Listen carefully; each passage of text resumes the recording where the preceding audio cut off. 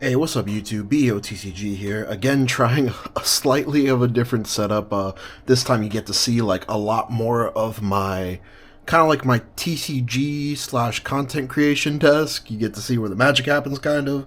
But I wanted to profile my ORFIST Regis list, my ORFIST mask list before it was too late, before the hype died down. Because man, playing this deck, it was just so awesome playing this deck and actually like being able to have offensive and defensive plays at the same time. I think that was my favorite part of playing this list. We are down to one Regis. I know like for the longest time for this deck, people were playing like 2 to like 1 copies of extra Regises in the main deck, and it does make sense. We just kind of don't have the space for that anymore. The only thing I feel like is missing from this deck is it needs another support card that uses energy. I feel like if we have another support card that's like Energy Blast 2 or another Energy Blast 3 card that just helps us use up that excess energy that we can get to sometimes, that kind of feels like a dead resource, I think this deck is just going to be shaping up great. But besides that, I really can't think of anything else that I would want for this list besides like a really good support card that happens to use energy. But yeah, let's get into the deck profile. We're going to go off first with the mask engine. So 4 copies of ORFIST masks, 2 of the mask itself, and then 4 copies of the grade 2 mask searcher.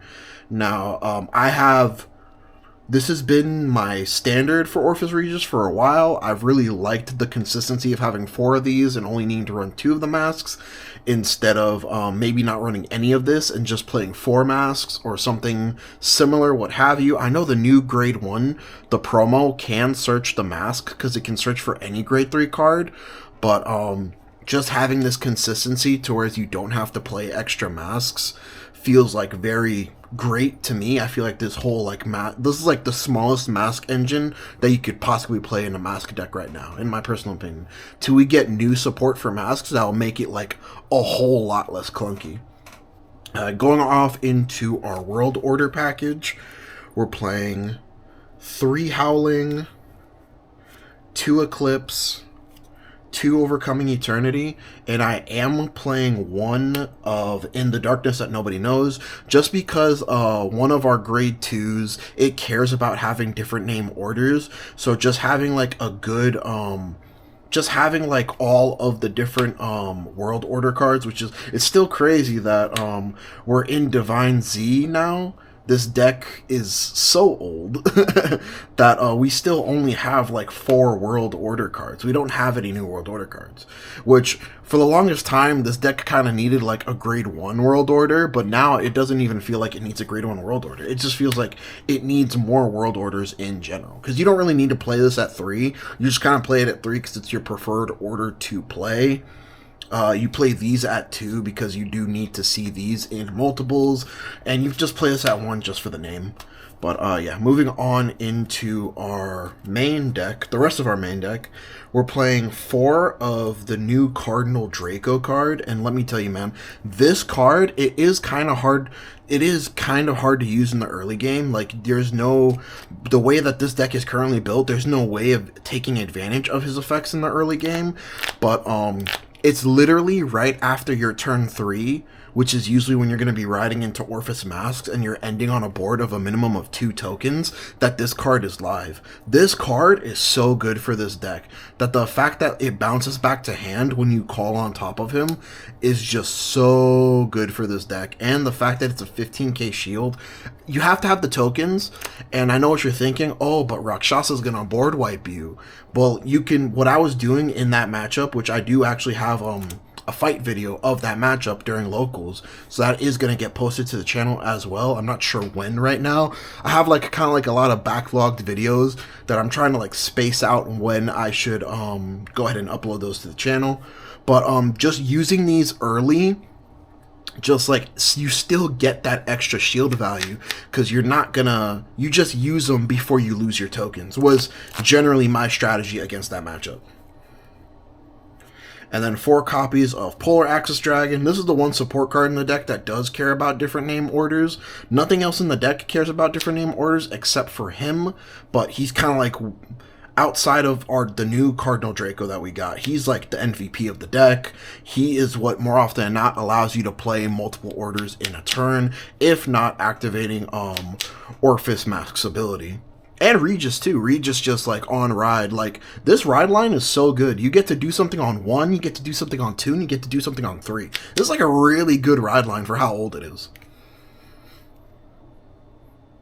And then 4 copies of Cardinal Fang. This is the new grade 1 we got. It's okay. I kind of wish it gained power of some kind, but the fact that it has shield value and it helps, it just helps you search for your order cards and your grade 3 cards.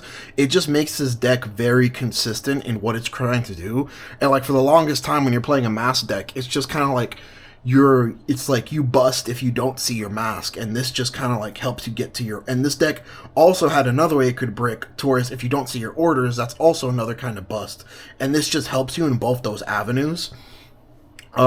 We are playing the Cardinal Draco over the O parts. I literally had matches during that same locals to whereas if that was O part in my hand instead of the Cardinal Draco, I would have lost. Like that 15k shield literally saved me games that that I probably should have lost if we were playing O parts, which is technically the better card. But the fact that this is dual offense and defense and not just like a slight consistency buff plus offense is it's just so great for the deck. Moving on to our staples, this deck still doesn't have like the best hand size, so I'm just running the 4 DPGs instead of a Blitz Order, instead of one of the Blitz Order PGs, just because we're not running. We're getting into the trigger lineup now. One of the Brand Gate over trigger. If you're playing a Brand Gate deck, more often than not, you're just going to be playing this over trigger. And then 3 of the effect fronts. We're not playing effect draws in this list, even though we do have added shield value. And even though this deck doesn't generally draw that much, more often than not, I actually found the front coming in clutch. In terms of more, like if they don't perfect guard your Vanguard, they're 2 to passing your Vanguard, and you're having triple drive. And also on your weaker turns, like sometimes you can't follow up your first ride up to Mask Persona Ride turn with another Persona Ride turn. It really helps push through. Those fronts really help push through. Like, whereas your numbers were already like 30s, it turns your 30s into 40s, your 40s into 50s, your 50s into 60s. Like, this deck can literally get out of control, and that just kind of like, it helps with the defense and the offense, just like the Cardinal Draco, and that's really what I was going for with this list. And then we're playing 8 vanilla crits. The Into Soul crit, there's really no reason at all to play it in this list, in my personal opinion. You could say like the 2k could come up like 1% of the time, but more often than not, I found just having the 5ks help better in terms of the way this deck is trying to make numbers, in my personal opinion.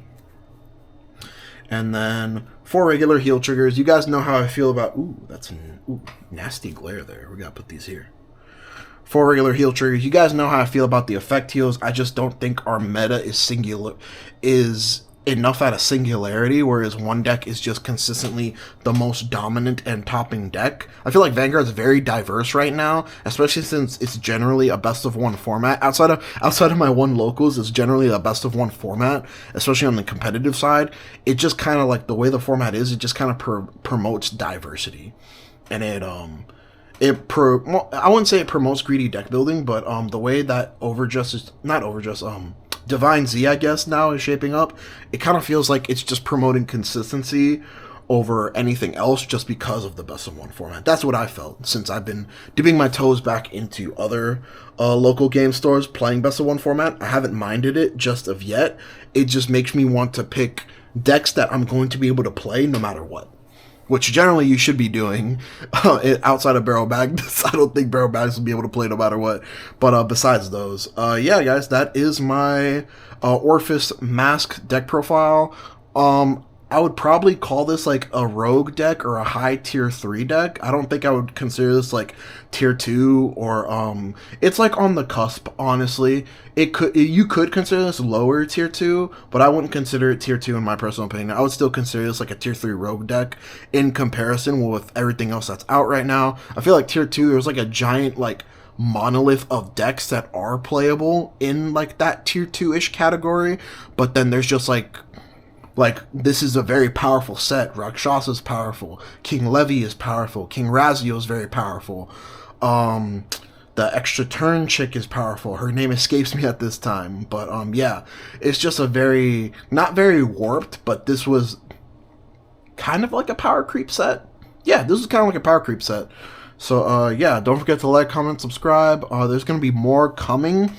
Let me know down in the comments below if you do want me to profile Barrow. I'm kind of like on the fence on whether or not I want to profile it now, or do I wait until set 6 to get that new front trigger for Barrow Magnus, and like maybe we get that that grade 1 promo that I've been really wanting for the deck, but I'm honestly not sure. But anyways guys, y'all have a great night, happy holidays, later.